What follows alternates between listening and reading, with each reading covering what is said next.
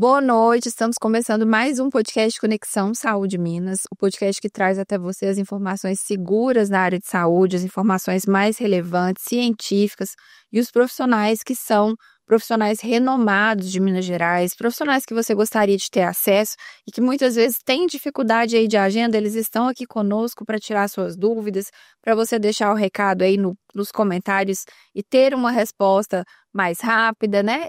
Tirar as dúvidas do dia a dia e, quem sabe, também ter um acesso a uma agenda aí de uma maneira mais particular, mais priorizada, mais eletiva, vamos dizer assim. E eu quero convidar você para se inscrever no nosso canal. Nosso canal é o podcast Conexão Saúde Minas, @Conexão Saúde Minas no YouTube e @Conexão Saúde Minas no Instagram. Nós falamos sobre todas as temáticas da área de saúde. Meu nome é Luana Pacheco, eu sou enfermeira, para você que está aqui assistindo a gente pela primeira vez. Atuo na área de gestão em saúde há 15 anos e o nosso objetivo é realmente aproximar você e a sua família de informações que são científicas, respaldadas, de pessoas que estudam, de pessoas que sabem de fato o que fazem, de profissionais aí de muito renome, uma carreira aí, né, já consolidada dentro de Minas Gerais, pessoas que sabem o que fazem, hein? Não é trazer dicas ou pessoas de cursos de final de semana, não. Para que você tenha acesso aqui a qual a informação que realmente é válida, né? Na área de saúde a gente tem visto muita dicotomia de informações. Uma hora a gente vê falando de um lado positivo de um mesmo assunto, outra hora aquele mesmo assunto já vira negativo.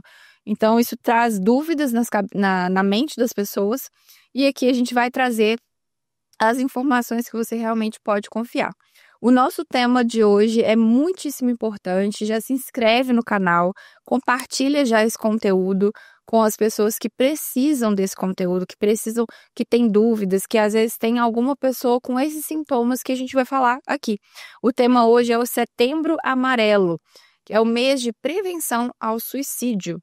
Hoje nós estamos novamente com a doutora Maura Rita Chioato. Doutora Maura Rita, a gente já apresentou, você que já acompanha nosso canal já viu a carinha dela por aqui. É uma honra ter a doutora Maura Rita conosco. Doutora Maura Rita Chioato, ela é formada em medicina há 33 anos. Para vocês que estão assistindo pela primeira vez, eu faço questão de falar novamente um pouco do histórico para que vocês conheçam o peso, né, de profissionais que a gente tem se aproximado aqui no Conexão Saúde Minas. 33 anos na área médica, em psiquiatria, formada pela Universidade Federal de Uberlândia. Trabalhou como médica psiquiatra concursada pela Prefeitura Municipal de Uberlândia, na assistência à rede pública e serviço ambulatorial das Unidades de Atendimento Integrado, as UAIs. Ela possui experiência também no CAPS e no CAPS-AD, na cidade de Uberlândia, Araguari, Tupaciguara. Foi diretora administrativa no CAPS da Prefeitura Municipal de Altinópolis, em São Paulo. Atualmente ela é integrante do Corpo Clínico do Complexo UMC, onde exerce o cargo de gestora do serviço de interconsulta psiquiátrica na unidade de terapia intensiva na UTI e na enfermaria. E é ainda membro efetivo da Associação Brasileira de Psiquiatria. Seja novamente muito bem-vinda, doutora Maura Rita Chioato. Estou muito feliz de você voltar aqui conosco. E, vou falar para vocês, eu estou convidando ela para ter um quadro aqui com a gente, hein? Muito obrigada, Luana, mais uma vez por estar aqui, passar um pouco do conhecimento desse tema tão importante. Nós temos que falar do que é o Setembro Amarelo. Perfeito, perfeito. Doutora, a gente conversou aqui nos bastidores, né? É um tema que tem aí algumas polêmicas em torno desse tema. Já ouvi alguns psiquiatras falando, né, do hiperincentivo a falar do Setembro Amarelo, outros falando da importância. Antes da gente entrar nas pautas aí mais profundas, explica para o pessoal o que é o Setembro Amarelo. O Setembro Amarelo, ele surgiu há 30 anos atrás.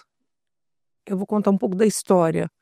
Há 30 anos atrás, um jovem de 17 anos chamado Mike M., nos Estados Unidos. Um jovem aparentemente saudável, tudo tranquilo. E ele adorava carros e ele tinha um Mustang amarelo que ele amava. E ele suicidou. Os amigos dele, a família, ficaram assim, muito comovidos e espantados com o que aconteceu. E eles se manifestaram levando fitas amarelas, né, para que as pessoas se conscientizassem do que era aquilo, por que ele fez, ele não demonstrava nada. Então, eles criaram um movimento para falar sobre o risco do suicídio.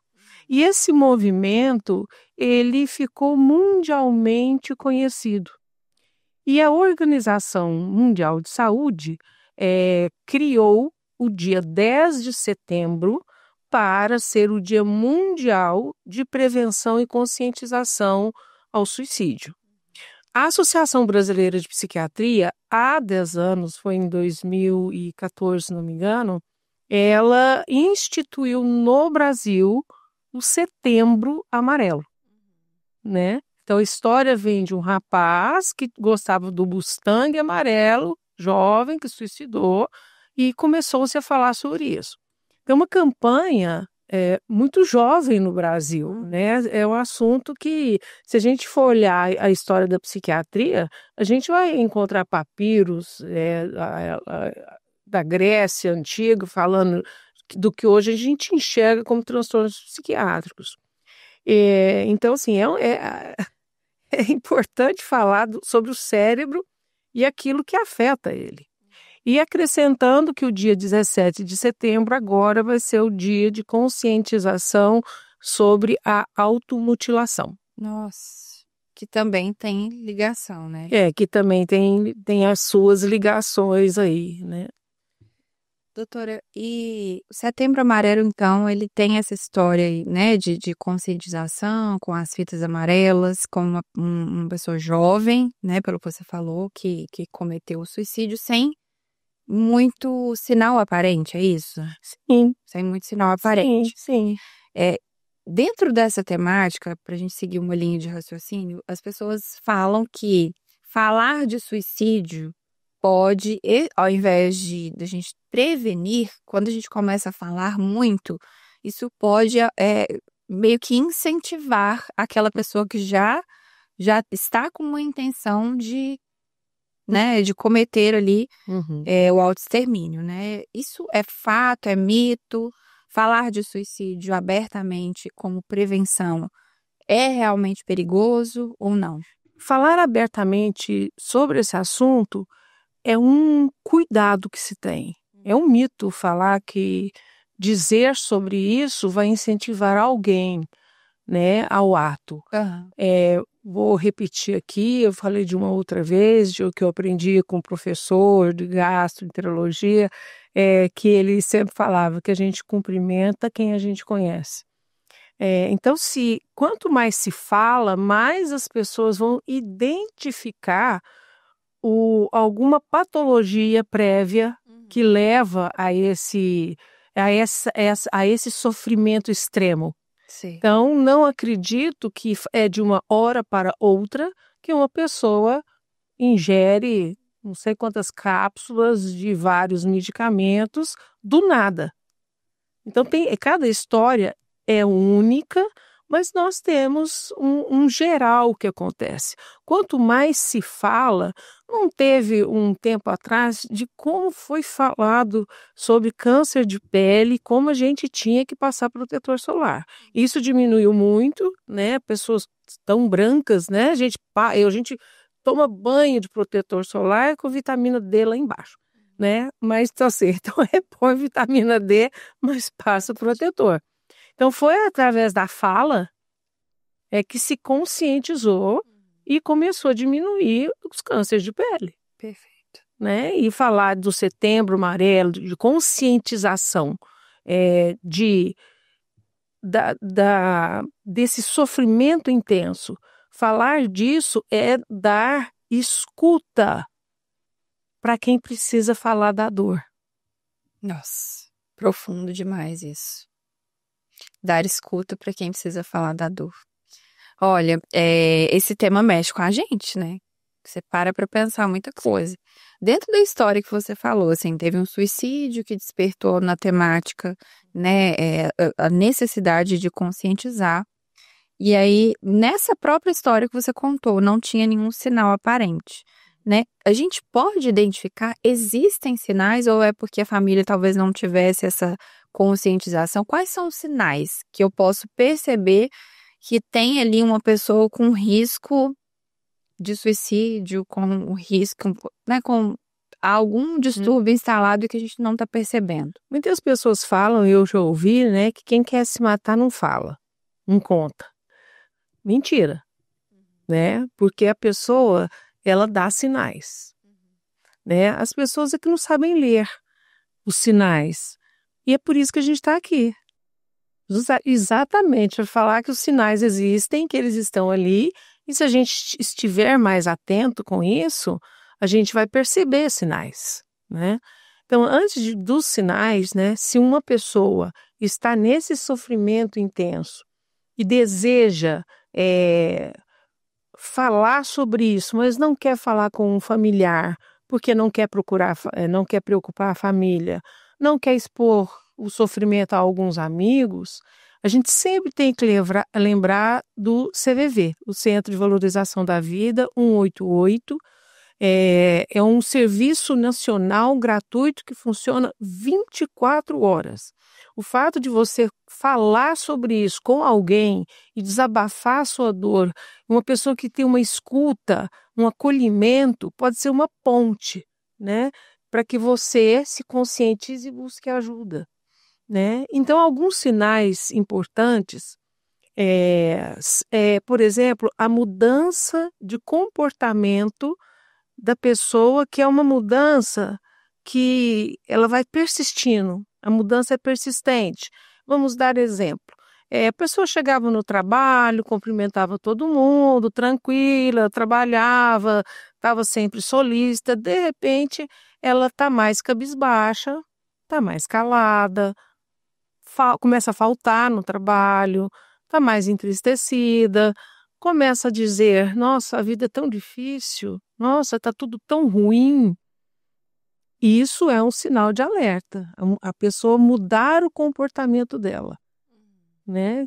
Isso em casa também, né? Quando o isolamento aparece, essas frases também começam a surgir em quem não falava sobre isso, né?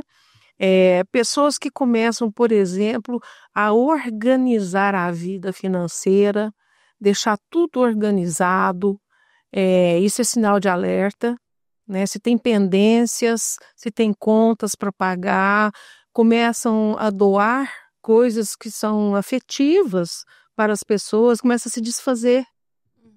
Ali já tem um planejamento anterior, né? Então existem mudanças no comportamento, sim, né? E que a gente pode, se tiver uma escuta, uma atenção, ou o paciente já tem histórico disso, né? A gente chegar e falar, olha, sempre com muito cuidado, né? Sim. Sempre com muito cuidado, né? Se a pessoa a gente vê que ela está mal, se a gente é chegado naquela pessoa, fala, olha, eu sei que você está diferente, você está pensando em se machucar? Você pode fazer essa pergunta se for uma pessoa próxima a você. Porque o que a pessoa nesse sofrimento extremo está é precisando de uma escuta. Alguém que acolha. Ela quer tirar a dor que tem dentro dela, né? Ela quer tirar a dor e ela quer compreender. Ela quer compreender aquela dor. Eu atendi nessa semana uma paciente, ela é casada, tem filhos, e ela tem depressão desde a infância, não diagnosticada. Ela entendia que a vida era daquele jeito.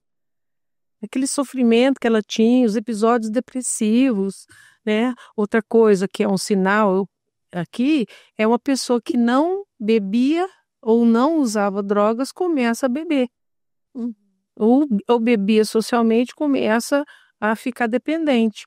E o caso dessa paciente foi exatamente isso, né? Ela é muito fechada, O marido via alguns comportamentos estranhos nela, mas quando ele chegou em casa e ela estava com 1 litro de cachaça, que ela não bebe, Ele achou estranho. ele achou muito estranho ela bebendo, porque ela queria aplacar a dor dela Entendi. e ela não achou outro caminho.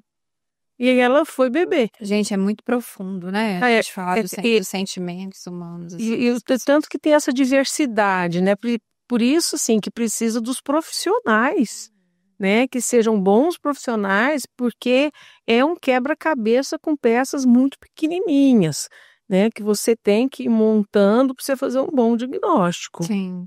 Né? E, doutora, agressividade também ou não? Ou é mais um comportamento mais introspectivo? Ou é possível também ter pessoas que fiquem mais agressivas? Na realidade, não é que elas fiquem mais agressivas. Dentro do histórico de algumas pessoas, são pessoas que têm um comportamento impulsivo pelo transtorno psiquiátrico que tem. Vamos falar do transtorno de personalidade borderline, né? Ele tem um comportamento de instabilidade do humor, de um vazio profundo, que nada preenche, e são pessoas impulsivas. Então, você pode ter tentativas de suicídio em comportamentos em pessoas que têm caráter impulsivo, né? A agressividade, ela acaba sendo autodirigida, né? Uma agressão autodirigida porque ela é tanto por ingestão, que não é agressivo, assim, de um corte, mas tem pessoas que se enforcam. Então, e assim, ainda dentro desse tema, né, dessa pergunta dos sinais, tem diferença, por exemplo, para uma criança, o comportamento, os sinais, para uma criança e para um adulto? Na criança é diferente ou não? Olha, a criança, ela é toda diferente. Em tudo, né? Em tudo. Tanto é que qualquer pessoa que esteja me ouvindo, se tem uma desconfiança que o filho está com um comportamento diferente, aí eu não estou falando só dessa questão, né, de ideação suicida, mas de qualquer dúvida, procure um psiquiatra da infância e da adolescência. Esse profissional existe. Perfeito. E tem que procurar um profissional que tem RQE. Ele tem que ter feito residência os 3 anos e depois mais 1 ano para ser um psiquiatra da infância e da adolescência. Igual o pediatra. Sim. Né? O pediatra não vai atender os adultos e um clínico não vai atender a criança. Perfeito. Não, sabe, para mim é muito claro. Eu sei que para a população não é. Mas isso é um ponto de muita importância de falar. Qualquer sinal diferente, o ideal independente, não esperar.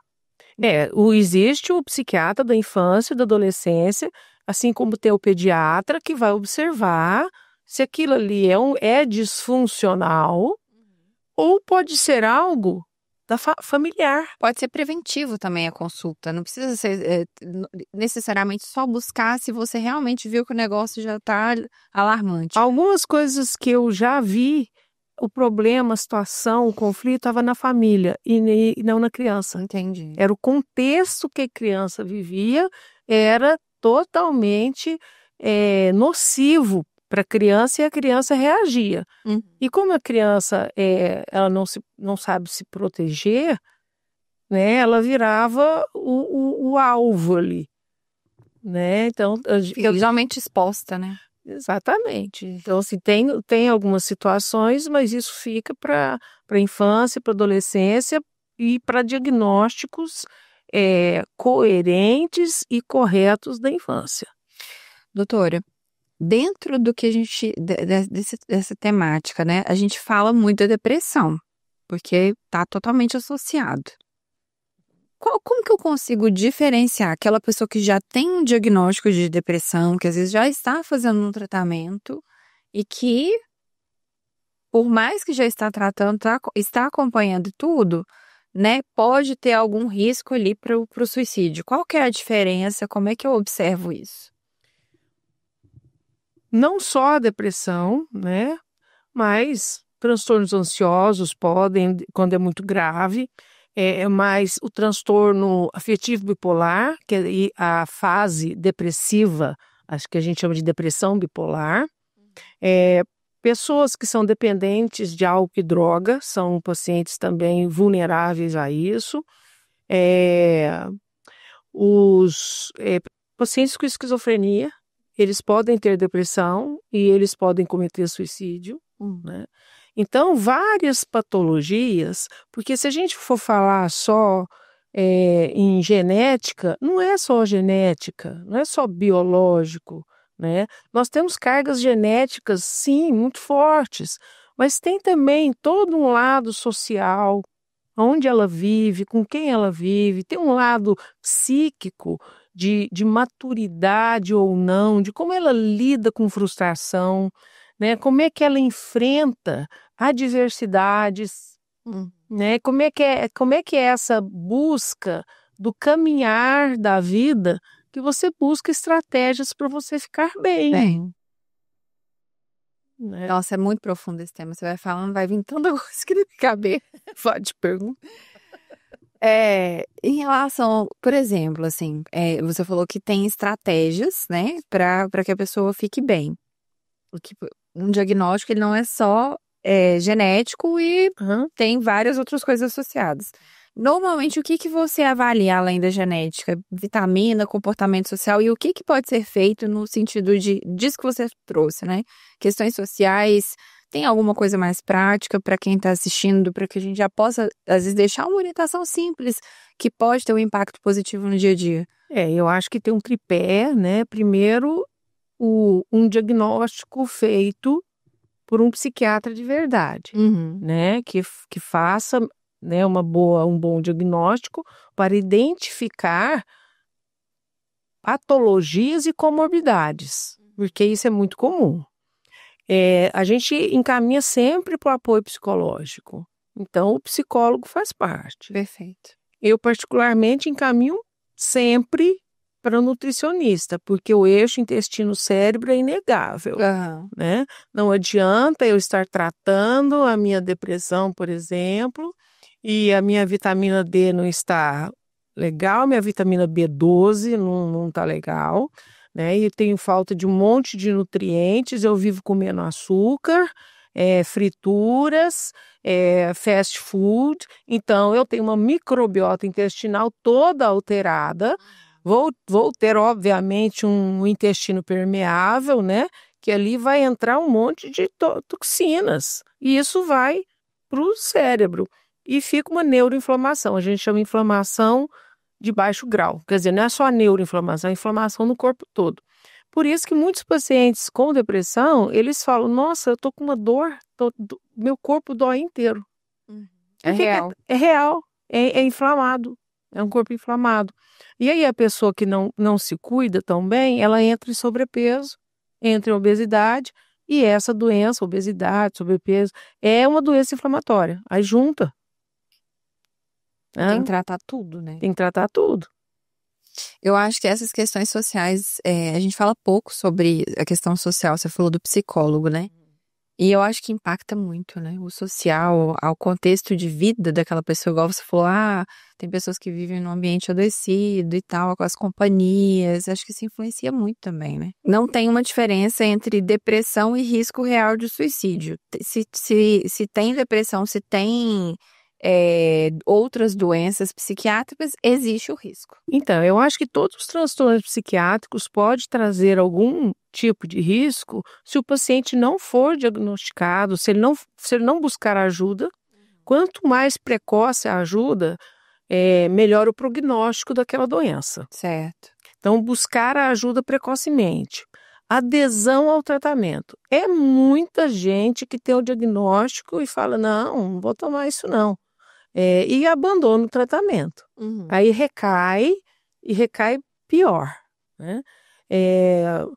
Ou outros transtornos também. O que vale aqui, independente do diagnóstico, é aquela sensação de angústia, de inadequação, de um pensamento que vai ficando um pensamento mais sombrio, ou a pessoa nesse sentimento de solidão, se sentindo o único do mundo que está sentindo aquilo, se sente culpado, se sente envergonhado, sendo que se a gente for olhar os dados da OMS recentes, né, que são mais de 720 mil pessoas por ano que morrem por suicídio, né? Então, se a gente fizer as contas, dá uma pessoa a 40 segundos cometem suicídio.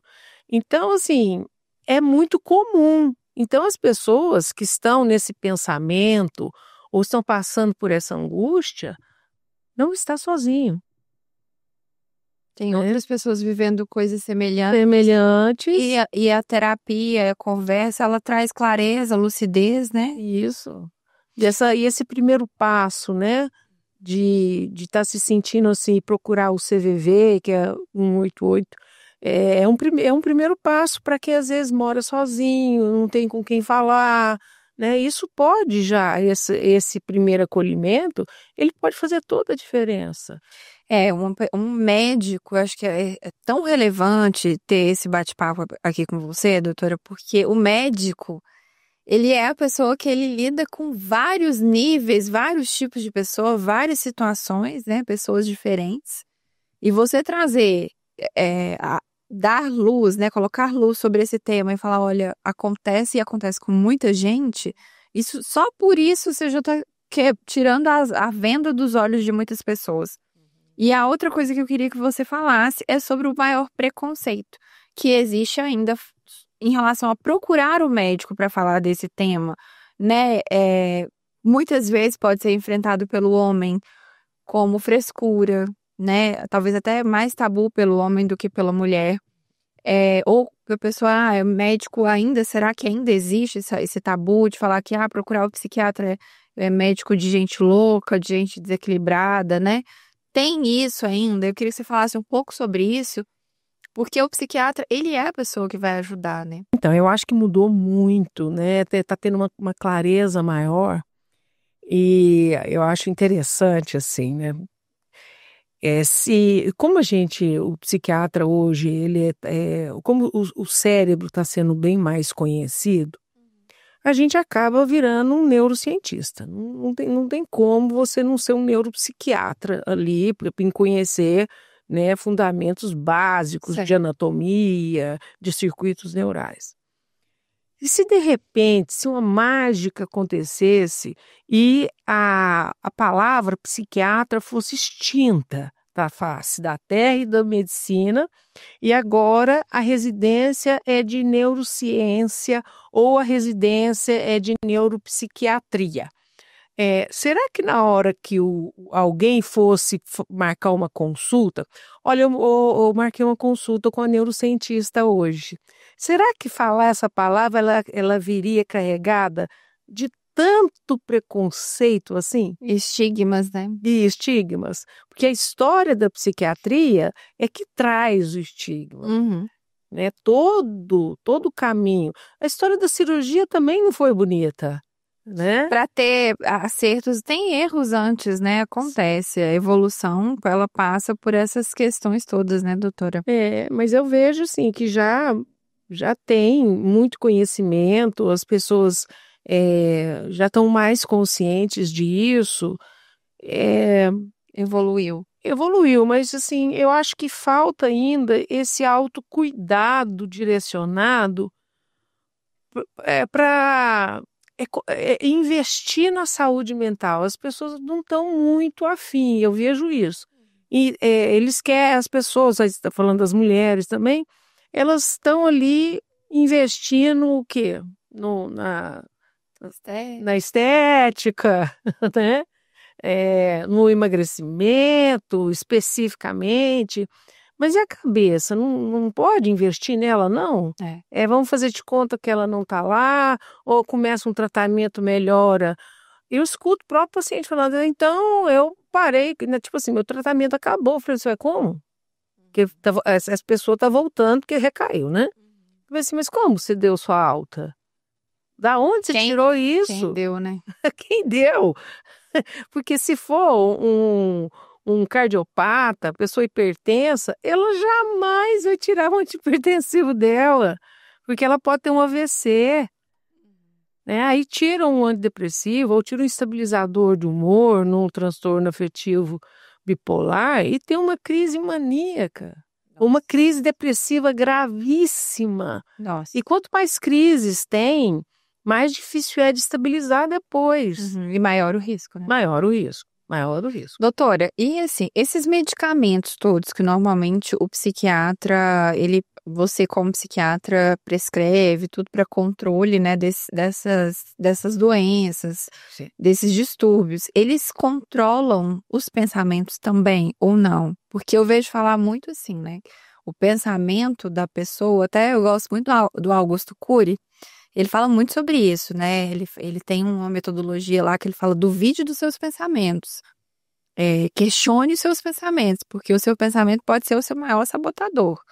E eu gosto muito dele, porque às vezes mesmo a gente que está saudável, entre aspas, né? Não tem nenhum distúrbio, a gente tem pensamentos sabotadores, né? Essas pessoas eu imagino que deve ser muito mais.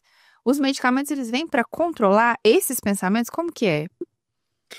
Uma pergunta difícil, né? Porque a gente vai falar de circuitos neurais, né?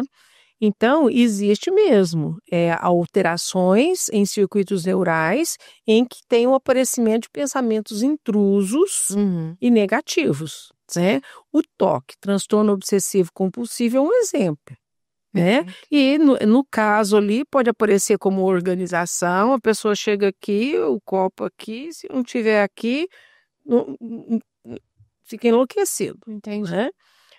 Tem gente que tem os pensamentos intrusos e negativos de que alguém, que acaba acontecendo na fobia social, de que aonde quer que ela chegue, as pessoas vão estar prestando atenção nela, vão criticá-la, então elas não vão falar muito, ela tem a evitação fóbica, né, para não ter o contato, não ser criticada, não ser avaliada, porque a autoestima é baixa. Então, são vários transtornos, é uma resposta difícil pela complexidade que o cérebro e a manifestação de cada um. Né? Mas ajuda nesses. Né? É claro que ajuda, é claro. Isso aí, o pensamento que fica muito negativo, né? O pensamento negativo é o pensamento depressivo. Né? O pensamento, às vezes, acelerado é o pensamento mais ansioso, né? Mas existe um pensamento acelerado de outra patologia, que é um pensamento acelerado diferente, né? Que é do transtorno afetivo bipolar na fase hipomaníaca ou maníaca. Mas é diferente do ansioso que está preocupado com amanhã. Ele acelera e amanhã vai ser meu dia. Nossa. Será que vai dar certo? Aí vira aquela maquininha. Nossa. Então, a medicação, ela melhora por demais. Não só os pensamentos negativos, como a aceleração, como o humor que fica deprimido, a sensação de que isso também é um ponto aí muito importante, que quando você escuta isso de um paciente, você já liga a sua antena, chama a família, porque quando ele fala, olha, eu não tenho mais esperança de nada. Então, quando a pessoa fala que ela perdeu a esperança, que o mundo ficaria melhor sem ela, que a família, ela é um peso para a família, e a família vai ficar melhor sem ela está dizendo que ela está pronta para ir. Então, isso são sinais também, né? Achar cartas escritas de despedida, né? Então, assim, são casos muito complexos, a gente acaba vendo cada um né, bem específico, mas as medicações mudam a vida de uma pessoa, salvam vidas, com certeza. Perfeito. Com certeza. É importante demais você falar isso, porque tem muita gente que tem preconceito em usar a medicação, para com o tratamento no meio do caminho, não volta, né? E assim, eu escuto, esses seus remédios, quer dizer, o remédio do psiquiatra, ele não chega para o cardiologista, esses seus remédios de hipertensão vão me deixar dopado e dependente. Ah, Quer dizer, uma pessoa que é hipertensa, ela é dependente, ficou dependente do antihipertensivo, ela tem uma doença, hipertensão arterial, que ela precisa da medicação para ela ficar bem, perfeito. né? Então, assim, quando você faz um bom diagnóstico e sabe conduzir bem um quadro clínico, seu paciente não vai ficar dopado. Que isso é uma coisa que eu escuto todo dia, né? Não vai ficar dopado, ao contrário. A gente trata dependência química e dependência de benzodiazepínico, de calmante, é um transtorno que a gente trata, né? Como é que a gente vai fazer o contrário do que a gente é? Né? Então, assim, não tem alguns casos, né, que aí a gente faz o melhor que pode, que a gente coloca polifarmácia, mas são casos muito sérios, muito graves, tal. A maioria, não, é um tratamento muito tranquilo. A pessoa fica ótima, volta para a vida, volta aquele sorriso. Tem algum caso que você poderia, assim, sem citar nomes, que você poderia contar, assim, de sucesso que você acompanhou e que às vezes até teve risco de suicídio? São tantas. Que você poderia, né, compartilhar? Eu tenho um caso, né, é uma moça jovem, ela deve ter uns 35, ela é casada, tem filhos, e ela está se tratando agora, já estamos completando agora em outubro 1 ano. E ela já tinha passado por vários psiquiatras. Ela assim, o contato com os filhos era muito pequeno, porque ela vivia no quarto, deitada, desanimada, irritada, então não tinha paciência com ninguém, a produtividade dela era nula, ela não queria fazer nada, estava meio que vegetando. E eu tenho muitos pacientes de fora. E uma pessoa falou de mim para ela tal, e ela foi no consultório. E começamos um tratamento de um diagnóstico que nunca foi feito, porque ela estava tratando depressão, sendo que ela tem transtorno afetivo bipolar. Nossa. Eu tirei todos os antidepressivos dela. Eu usava antidepressivos, vários antidepressivos juntos, que piorava, colocava ela em fase mista, né, do transtorno, né? Ao mesmo tempo, a pessoa está irritada, está disfórica, está mais deprimida, está negativa, às vezes passa por um momento mais de euforia, está tudo bem. Fica um quadro estranho. A pessoa fica muito incomodada com aquilo. Ela vai se sentindo muito inadequada. Aí, nós temos o risco de suicídio nesses casos. Depressão bipolar e quadro misto. Aham. E aí a gente foi, eu coloquei os medicamentos de primeira linha, e ela não se adaptou muito bem, porque teve muita acne, aumento de peso e tal. E nós tentando até chegar nesse momento atual. Nossa, que bom, então, porque é difícil a pessoa não desistir também. Ela firmou mesmo, ela firmou, e aí quando eu a consultei, ela estava passando uma chapinha no cabelo, Que né, se bem. arrumando. Vai. Falei assim, nossa, tá linda, onde vai? Vou no show. Nossa, é mesmo. Que legal. Então, assim, hoje ela está terminando, ela não tinha terminado o ensino médio, então hoje ela está até agora, no final do ano, ela termina o ensino médio. Já tem planos de fazer uma faculdade. Jovem, então. Jovem, tem 30 e poucos anos. Só que desde sempre estava nessa, não ia, né? Então, ela então já está terminando isso, está trabalhando, né? Então, hoje ela tem o dinheiro dela, virou uma pessoa funcional. É outra pessoa com os filhos, é outra mãe que está lá, é outra esposa que está lá. E ela conversando comigo, passando a chapinha e rindo. Você me fez lembrar de um caso, doutora. Isso é muito legal. É muito legal. Depoimento. Porque é a história de uma pessoa que não desistiu. Porque deve ser difícil, né? Pra pessoa. Tem que ter realmente um médico muito bom. Tem. Porque tentar adaptar com a medicação. Você falou, não conseguiu. Depois foi com outro medicamento. Até, né, fazer adaptação e tudo. eu imagino que é desafiador.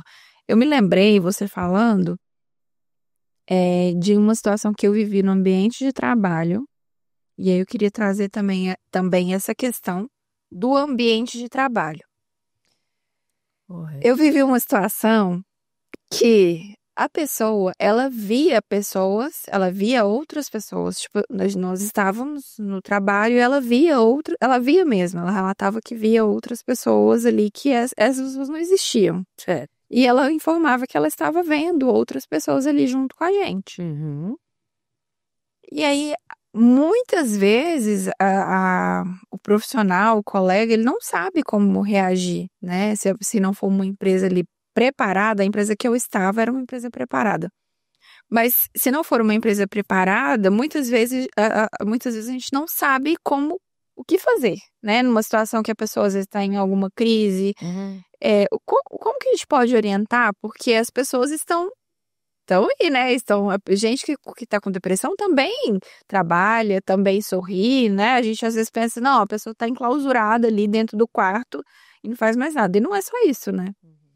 Eu queria que você falasse sobre essas pessoas que têm diagnóstico, mas que muitas vezes não são aparentes e que convivem com a gente quando a gente se depara com um sintoma.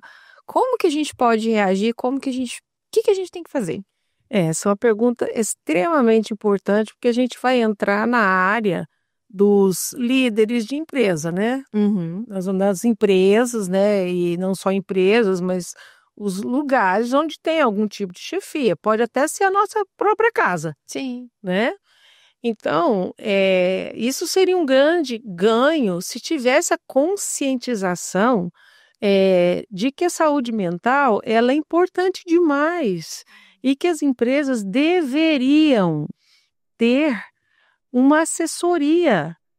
Toda empresa, na minha cabeça, deveria ter lá um lugarzinho que tem um psiquiatra, um psicólogo, para poder fazer triagem. Uhum. Porque o índice de absenteísmo que se tem é altíssimo por afastamento. Depois da pandemia, os quadros de ansiedade, eles foram para a estratosfera, né? Os níveis de depressão também, suicídio também, né? Então, assim, toda empresa, ainda mais as empresas que são de cuidadores, né? A enfermagem, a medicina, né? Etc. Os cuidadores, eles precisam ser muito bem cuidados. Perfeito.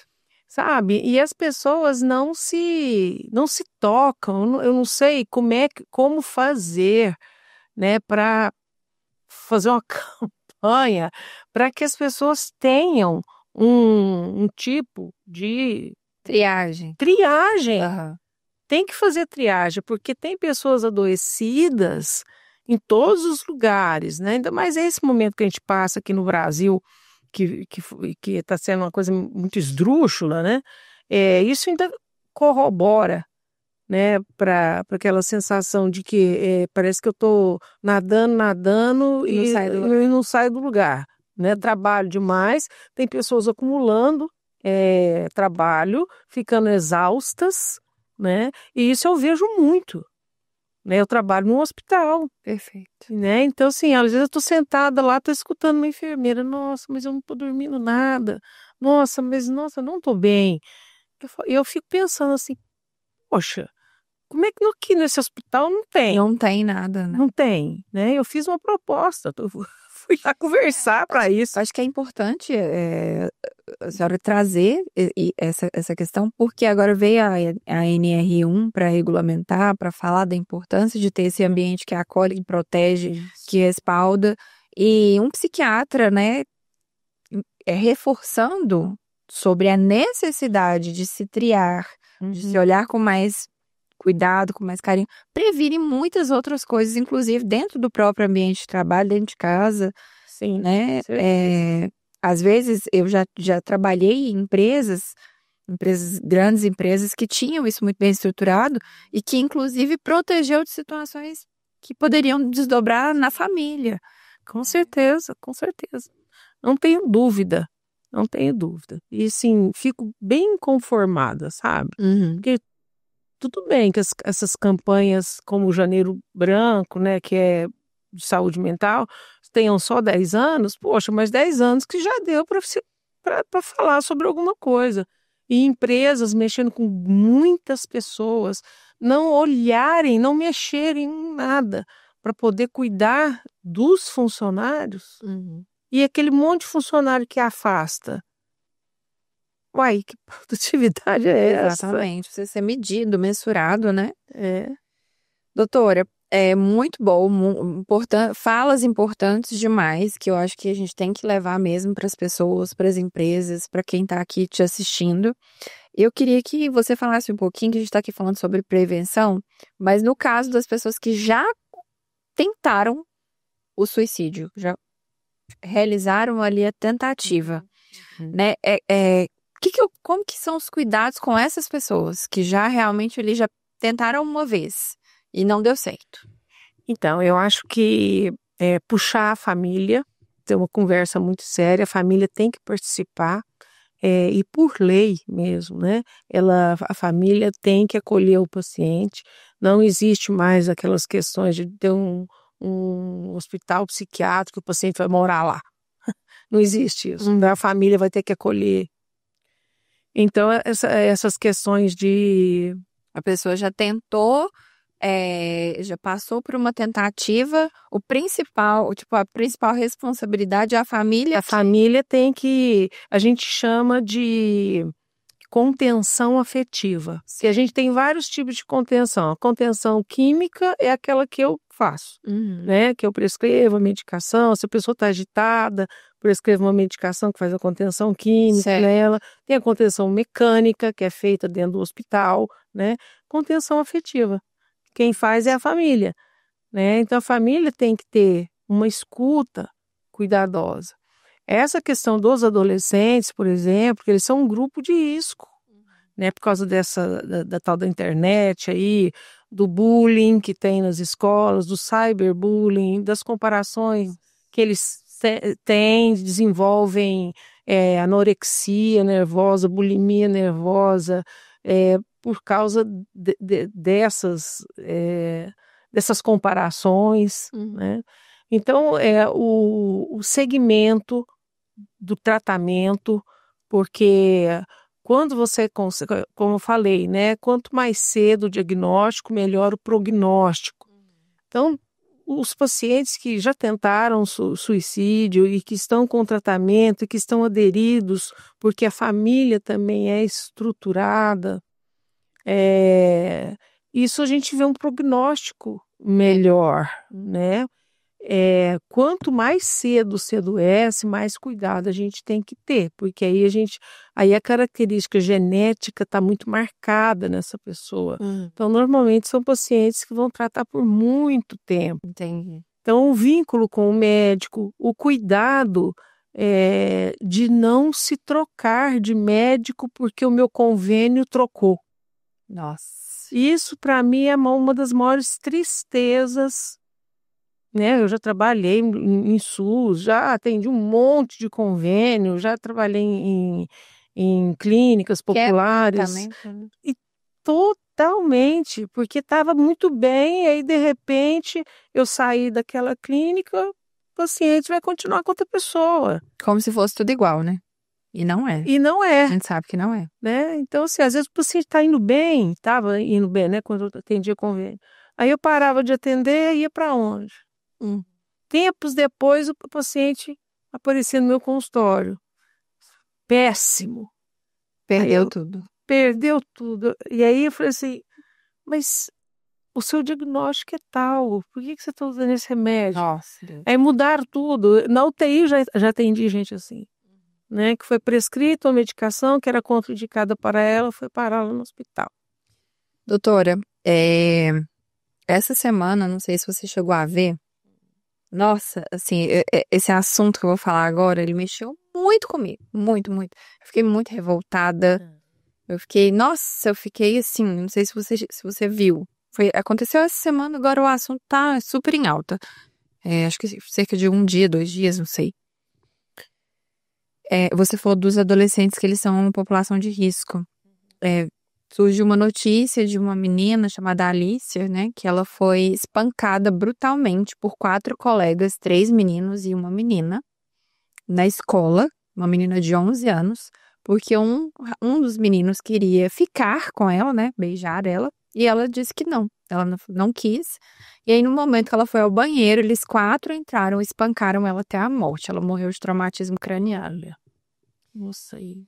E assim, o que tem acontecido de notícias trágicas, de feminicídio, de agressão, assim, de coisas tão terríveis que eu falo que, né, acho que não sei nem se o psiquiatra dá conta disso. Eu queria sua opinião até pessoal. O que você acha que está acontecendo com a humanidade? Por que a gente está, cada dia, parece que Perdendo o senso, né? perdendo tudo, tá perdendo as estruturas, a base, o senso de humanidade, o respeito à vida, sabe? Ver notícias graves quando é adulto já é impactante, com crianças, adolescentes piorou, né? Talvez, não sei se isso já acontecia, agora vem à tona, mas assim, para onde a humanidade está caminhando? É uma coisa que doeu meu coração. Eu cheguei a chorar na hora que eu vi a notícia, porque eu falei, meu Deus, o que é isso? Aonde que a gente está indo parar? Por que a sociedade, na sua opinião, até pessoal mesmo, por que você acha que a gente está caminhando tão mal? Eu acho que essa globalização de internet foi quebrando muito daquilo que era a família tradicional, né? Que, pelo menos, a minha família tinha muitos princípios, Aham. sabe? Ali tinha uma guia que a gente seguia, sabe? O respeito ao pai, o respeito à mãe, né? Eu acho que as coisas foram se quebrando e isso, né? As crianças hoje em dia têm mais informação, né? Certo. Então ela entra ali em grupos, né? Tem celular ali porque 11 anos é uma criança, Sim. né? Agora o comportamento dessas outras crianças que devem ter mais ou menos a mesma idade, né? Como é que será que é a estrutura dessa família? Porque antes as pessoas, elas conversavam, o casal, né? Aham. Eles conversavam mais, tentavam resolver. Hoje não. Hoje fica aqui, amanhã já separou e cada um para um É canto. verdade. Você vê dancinhas de meninas, Uhum. danças erotizadas. E aquela questão de um influenciador, né, que tinha uma casa, Eu vi. ele está preso, Uhum. né? E assim, por que rodou ele como um influenciador por tanto tempo, porque se envolvia pedofilia, Pelo amor de Deus, por gente. que aquilo ali ficou assim tanto tempo sem ninguém olhar? Onde que está? Onde as coisas estão se perdendo? Será possível que tem que pôr regra para tudo, né? A gente perdeu o bom senso. Eu acho que tudo isso, parece que a gente tá aqui, até tô te fazendo uma pergunta mais da sua opinião pessoal, mas eu vejo que tudo isso impacta, pelo menos no meu ponto de vista como enfermeira, impacta no convívio social, nas doenças psiquiátricas, psicológicas. Uhum. Tô errada, doutora? Porque assim, eu tô um pouco até assustada com o comportamento, a gente falando aqui de uma coisa séria, né? O prevenção ao suicídio, e a gente sabe a quantidade de temáticas que envolve esse tema tão pesado que é importante a gente falar. Você falou do acolhimento, mas eu tô assustada, de verdade. Eu acho, Luna, que não é só você. Eu acho que todo mundo está muito assustado. É, o, eu acho que nós, vou falar aqui, né, brasileiros, né, o mundo também parece que está virado do avesso. Mas aqui a gente está se sentindo sem pai nem mãe, Uhum. sabe? Eu não tô aqui, eu não vou falar de política, eu não falo disso, eu não mexo com esse assunto, eu acho isso, não gosto. Mas existe um desgoverno aí, Sim. sabe? Não tem como eu não falar Uhum. que tem alguma coisa nessa parte de cima que poderia ser mais rígida Perfeito. em coisas coerentes. Perfeito. Eu Sabe? concordo em gênero, número e grau. Sem falar que não é política então que eu estou falando. Estou falando que eu vejo uma mulher lá fazendo uma dança e a mulher é a esposa do presidente fazendo uma dança lá, falando, gritando. Nossa, ela gritou uma frase, olha, não sei se olha para a mão e olha, não sei o que. Eu falei assim, que é isso? Sabe? Isso dá, assim, um baque. Você fala assim, mas Não é possível, né? como é que teve aqueles negócios de jogos de azar, tanta coisa, como é que isso... Eu atendi um paciente que ele entrou nessa vibe aí, e o patrão dele levou no meu consultório porque ele ia se matar por causa da dívida dele, que estava enorme.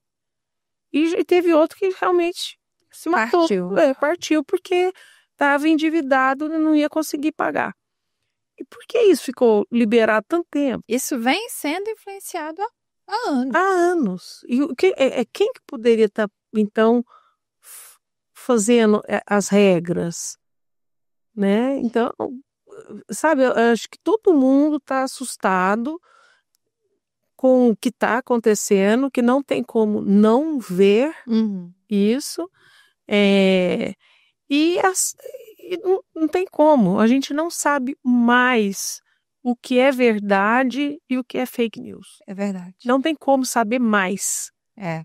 Porque a inteligência artificial pode fazer seu clone e você falando Outras coisas. outras coisas. E aí fica muito mais confuso. É por isso que esse canal aqui é importante. Porque a gente tá aqui, ó, um com o outro, e a gente tem dado voz a pessoas muito sérias, que realmente se preocupam com a vida, né? O respeito à vida. E a gente precisa incentivar cada vez mais, ter esse contato, ter pessoas ali, reforçar o básico, né? O respeito, os valores, as regras, porque regra não existe à toa, não, gente.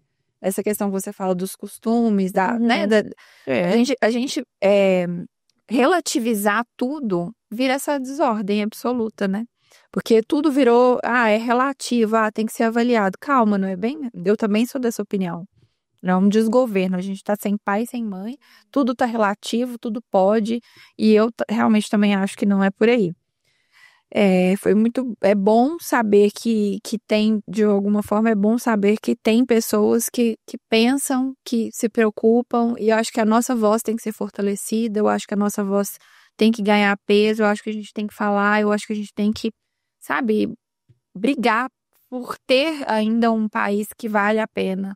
É uma sociedade que vale a pena. A nossa voz, a voz dos bons, ela tem que ecoar mais forte.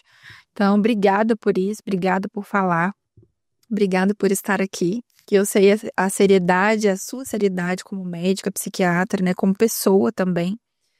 E eu queria que a gente pudesse fechar com você deixando uma mensagem para quem está pensando em desistir da vida, que você deixe uma mensagem para essa pessoa que está agora te assistindo.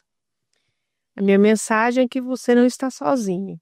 Se você está num sofrimento intenso, às vezes esse primeiro passo, né, que eu falei aqui várias vezes do CVV, do Centro de Valorização à Vida, que o número é 188, ele é gratuito, ele é 24 horas, às vezes uma escuta daquilo que você está aí nessa sua angústia, essa escuta em que você se sente acalentado, acolhido, isso pode modificar o curso da sua vida.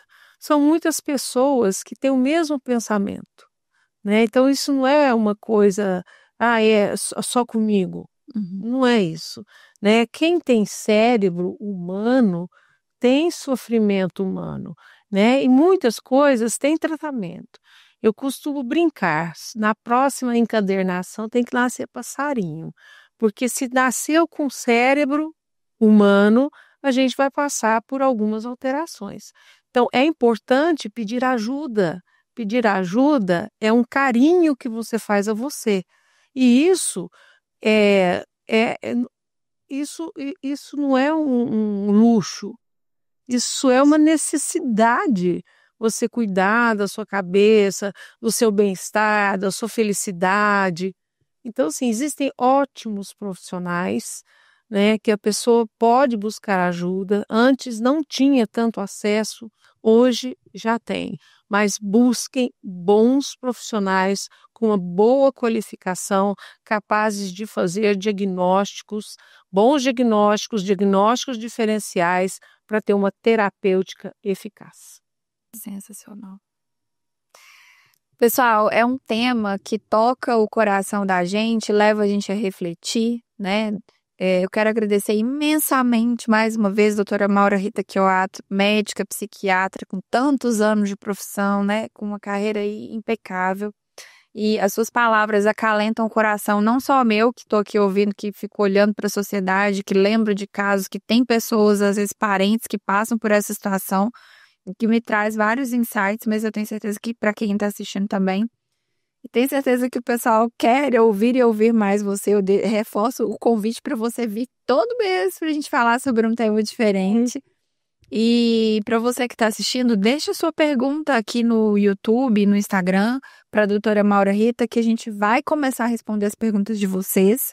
Muito obrigada. Compartilha o conteúdo com quem precisa ouvir. Tem tantas pessoas precisando ter esse acalento no coração de pessoas boas, de pessoas que sabem o que falam. Então compartilha, se inscreve no nosso canal e a gente se vê toda quinta-feira às 20 horas. Doutora Maura Rita vai voltar conosco em outubro e se Deus quiser eu vou conseguir trazer ela em novembro e dezembro de novo. Vamos sim, vamos sim. Obrigada, doutora. Obrigada, gente. Boa noite.